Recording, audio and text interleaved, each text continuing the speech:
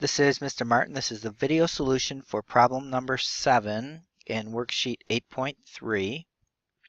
We need to determine the shaded area of the regular hexagonal donut. The apothem and sides of the smaller hexagon are half as long as the apothem and sides of the large hexagon. So we've got A is about 6.9 and R is about 8 centimeters. So basically what we're going to have to do is we're going to find the area of the large regular polygon, and we're going to subtract the area of the small regular polygon, and that will give us the area of the shaded part. Okay, so we've got that A is 6.9, so that's 6.9, that's 6.9. R is 8, so that's 8, and that's 8, which means that this whole thing here is going to be 13.8, and then this whole side here is going to be 16. All right, so then the only thing that we need to do is we need to find the lengths of the sides of each of the hexagons. Okay, so just like before, we're going to use some right triangle trig. I'm going to draw my triangle down here because it's a little cleaner, and we'll first start with the large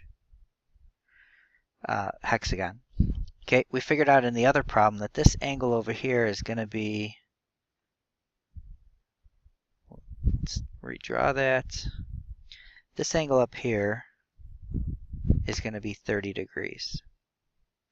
Okay, so that's our 30, 60, 90, and we know that this is 13.8 and this is 16.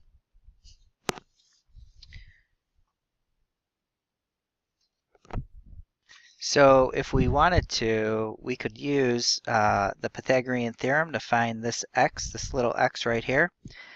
We could use trig if we wanted to, but in this case I'm going to use the Pythagorean theorem. So I have x squared plus 13.8 squared is equal to 16 squared. And go ahead and pause the video and solve that for x and double check and make sure that you get 8.1 centimeters.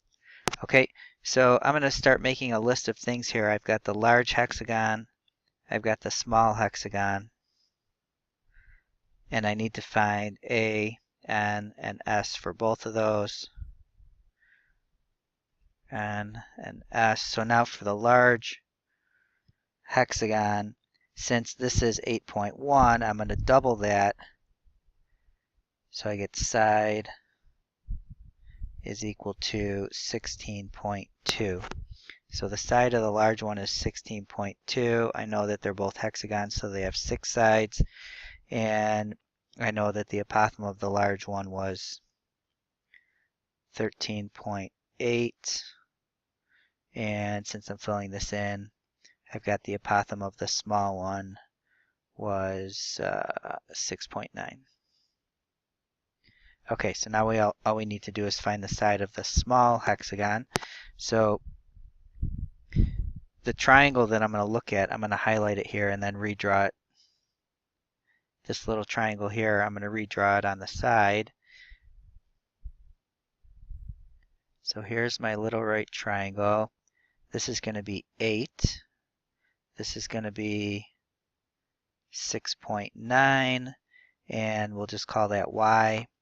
So I have y squared plus 6.9 squared is equal to 8 squared.